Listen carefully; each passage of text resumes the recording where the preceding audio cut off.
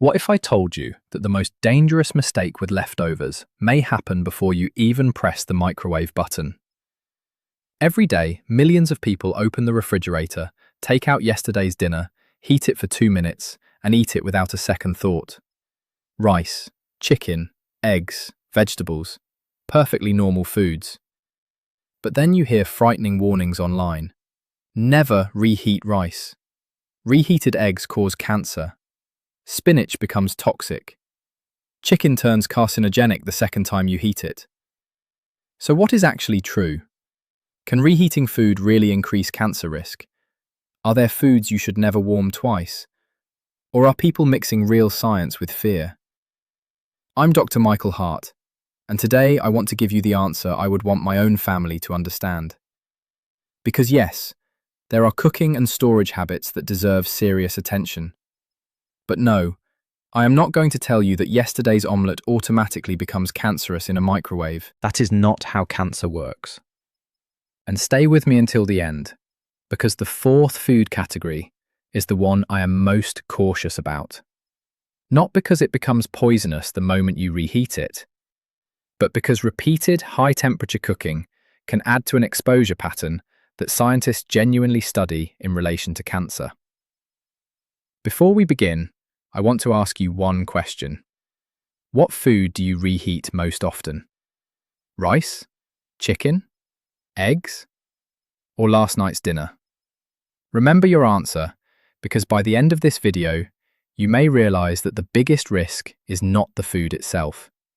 It is what happened to that food between the first bite and the second heating. Let's begin with food number 1, rice. Rice may be one of the most misunderstood leftovers in the world. People often say, never reheat rice. Reheated rice is toxic. That statement is incomplete. The main problem is usually not reheating. The main problem is storage. Raw rice can contain spores of a bacterium called Bacillus cereus. Cooking may not eliminate every spore. Now imagine this. You cook a large pot of rice at noon. Lunch ends, the rice stays in the pot. 1 hour passes, then 2, then 3. The kitchen is warm.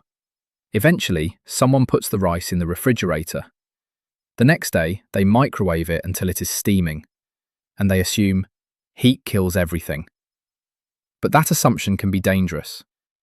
Under improper conditions, bacteria can multiply, and some toxins may remain even after reheating. This is primarily a food poisoning issue, not evidence that reheated rice itself causes cancer. And that distinction matters.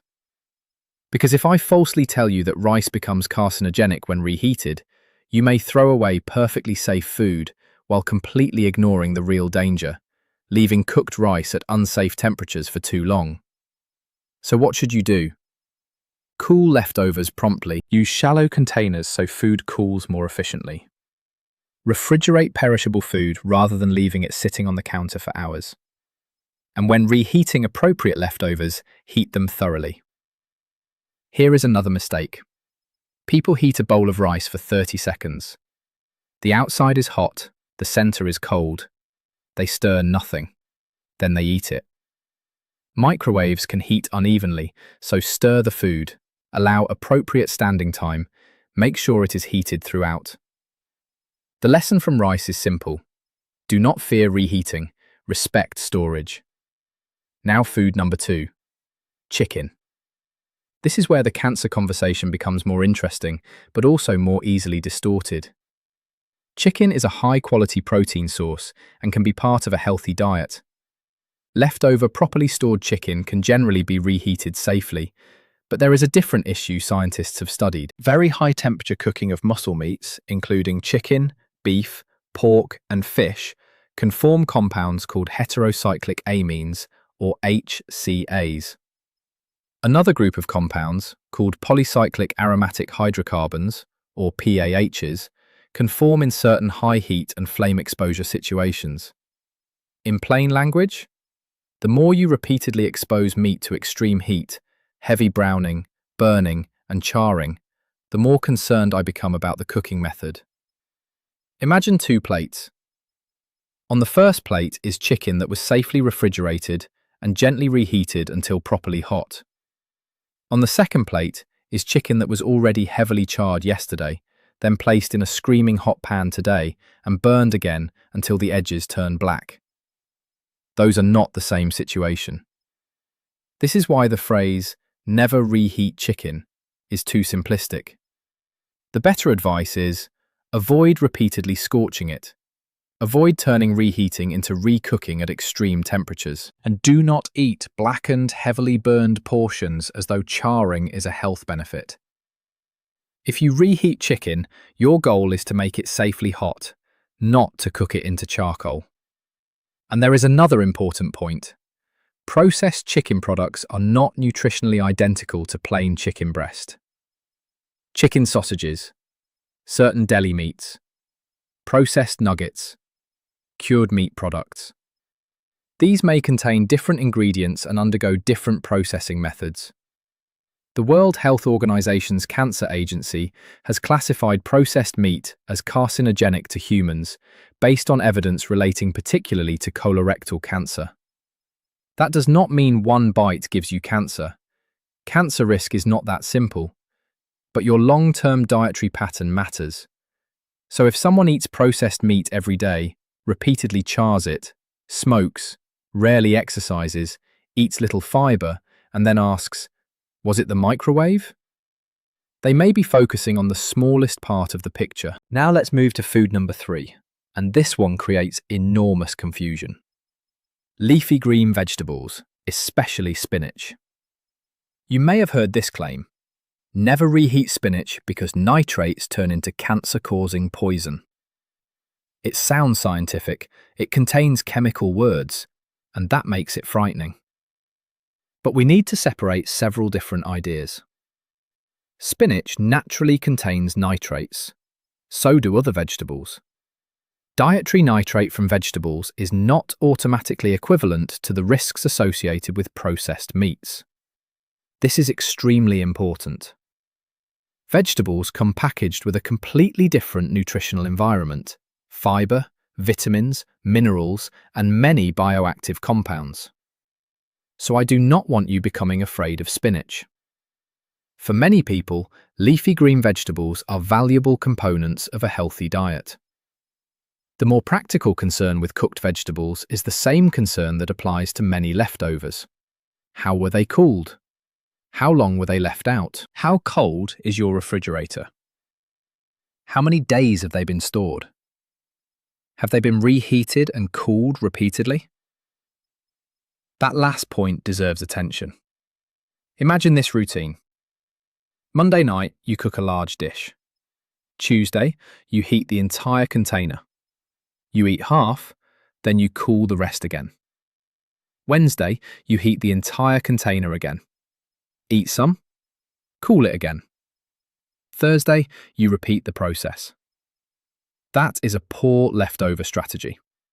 Not because the food magically becomes cancerous on the second reheating, but because repeated warming and cooling creates more opportunities for temperature abuse, contamination, quality loss, and uneven heating. A smarter strategy is portioning. If you cooked 4 servings, store them separately. Tomorrow, heat 1 serving. Leave the others refrigerated. That one small habit can improve both safety and quality. Now, before I reveal food number 4, I need to talk about something that matters far more than viral lists: the 2-hour problem. You finish dinner at 7 p.m. The food stays on the table. At 8 p.m, you begin watching television. At 9 p.m, you remember the kitchen. At 10 p.m, someone finally puts the leftovers away. Then the next day, you reheat them carefully and believe the problem has been fixed. But reheating cannot always undo poor handling. Food safety begins before storage. Perishable leftovers should not sit indefinitely at room temperature, and in very hot conditions, the safe window can be even shorter. This is particularly important for older adults. Why? Because foodborne illness can be more serious in people with weaker immune defences, certain chronic diseases, and greater vulnerability to dehydration. A young adult may recover from vomiting and diarrhea relatively quickly.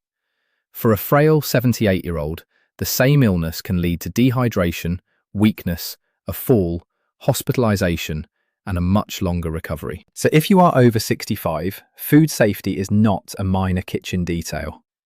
It is part of protecting independence. Now food number 4, processed meats.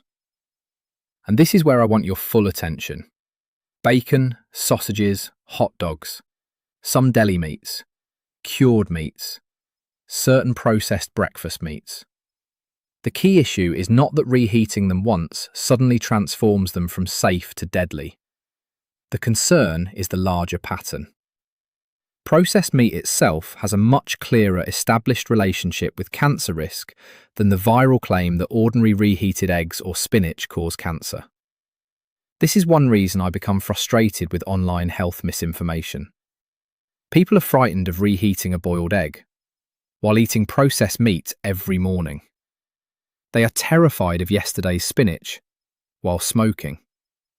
They worry that microwaving rice causes cancer, while ignoring obesity, alcohol, inactivity, low-fiber diets, and recommended cancer screening.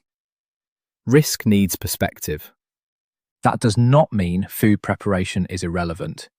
It means we should focus first on what has stronger evidence. If you eat processed meat occasionally, I am not telling you to panic. But if bacon, sausage, hot dogs, and cured meats appear in your diet every day, that is a pattern worth reconsidering.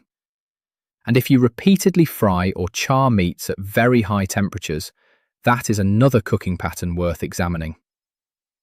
Now let me address eggs, because I know many of you expected eggs to be on the list. Can you reheat eggs? Properly stored cooked egg dishes can be reheated safely when handled correctly. The claim that reheating an egg automatically makes it carcinogenic is not supported by good evidence. But eggs can become rubbery. They can heat unevenly, and certain whole eggs can create pressure during microwaving and may burst. So use common sense. Store them properly. Reheat appropriate egg dishes thoroughly. Avoid overheating. And do not let cooked eggs sit at room temperature for hours. Now let's talk about the microwave itself. Does microwave radiation make food radioactive? No. Does using a microwave automatically create cancer-causing food? No. A microwave heats food using non-ionizing electromagnetic energy. It does not make your leftovers radioactive. The practical concerns are different. Uneven heating, cold spots, inappropriate containers, and overheating certain areas. So if you use a microwave, do it intelligently. Use microwave-safe containers. Cover food appropriately. Stir when possible. Rotate the food. Allow standing time. And check that the center is hot, not just the edges. Please do not place random plastic containers into the microwave simply because they happen to fit. Use containers intended for microwave use. Now I want to give you the leftover rule I wish every family followed. Remember 4 words: cook, cool, store, reheat. Cook food appropriately in the first place. Cool leftovers promptly. Store them at safe refrigerator temperatures and reheat them thoroughly when appropriate. That is far more useful than a frightening list saying, never reheat these 4 foods or you will get cancer. Now let's make this practical. Suppose you cook chicken and rice tonight. You finish dinner. Do not leave the pot sitting out all evening. Transfer leftovers into appropriate shallow containers. Refrigerate promptly. The next day, take out only the portion you intend to eat. Reheat it thoroughly. For leftovers, USDA guidance commonly recommends reaching 165 degrees Fahrenheit, or about 74 degrees Celsius. Use a food thermometer when appropriate, especially for dense portions where the outside may feel hot while the inside remains cold. And here is something many people misunderstand. Smell is not a perfect safety test.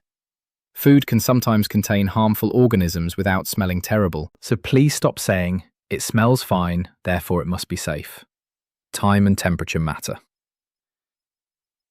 Now I want to return to cancer, because the title of this video uses a frightening word, and you deserve clarity. Cancer usually develops through a complex interaction of factors: age, genetics, tobacco exposure, alcohol, body weight, physical activity, infections, ultraviolet radiation, environmental exposures, and dietary patterns. There is no credible reason to tell people that reheating one bowl of rice or one serving of spinach automatically causes cancer. But there are legitimate food-related concerns. Frequent consumption of processed meat, certain high-temperature cooking methods that produce HCAs and PAHs, heavy charring, overall poor dietary patterns, low intake of protective foods such as fiber-rich plant foods, and unsafe storage practices that increase foodborne illness risk. This is the difference between education and fear. Fear says, never touch leftovers. Education says, understand the mechanism and reduce the risk. Now I want to give you 4 practical changes you can make tonight. First, stop leaving cooked food on the counter for hours. If you remember only one thing from this video, remember that. Second, portion leftovers before refrigeration. Do not repeatedly heat and cool the entire family-sized container. Third, when reheating meat, aim for safe heating, not aggressive burning. You do not need to create a black crust every time you warm chicken. Fourth, look at your processed meat intake. If bacon, sausages, hot dogs, or processed deli meats are daily habits, consider reducing how often they appear. That may be a more meaningful, long-term, cancer-conscious decision than becoming terrified of reheated vegetables. And here is a 5th bonus tip. Know when to throw food away. I understand that wasting food feels terrible, especially when groceries are expensive, but there is a point where saving $3 is not worth gambling with illness. If you genuinely do not know how long a perishable food has been sitting out, if it was left in a hot car, if refrigeration failed, if the storage history is uncertain, do not rely on wishful thinking. When in doubt, discard it. Now I want to ask you something. Which food have you been afraid to reheat? Rice? Chicken? Spinach? Eggs? Tell me in the comments, because I suspect many people watching this video have changed their eating habits based on warnings they saw online. And some of those warnings contain a small piece of truth wrapped inside a very large exaggeration. Here is the message I want you to remember. The microwave is not automatically your enemy. Leftovers are not automatically dangerous. Reheated food does not automatically cause cancer. But poor storage can make food unsafe. Repeated temperature abuse can increase risk. Extreme high-temperature cooking and charring can create unwanted compounds. And frequent processed meat consumption is a legitimate long-term health concern. So do not be frightened of your refrigerator. Become smarter about how you use it. I'm Dr. Michael Hart, and on this channel, my goal is not to make you afraid of food. It is to help you understand your health clearly enough to make better decisions. If you found this video useful, subscribe for practical conversations about healthy aging, nutrition, heart health, strength, common symptoms, and the everyday habits that matter more as we grow older. And share this video with the person in your family who leaves dinner on the counter all evening and says, "Don't worry, I'll microwave it tomorrow." Because sometimes the most important health lesson is not about what you eat. It is about what happens to your food before you eat it again. Take care of yourself. Store food safely. Reheat it wisely.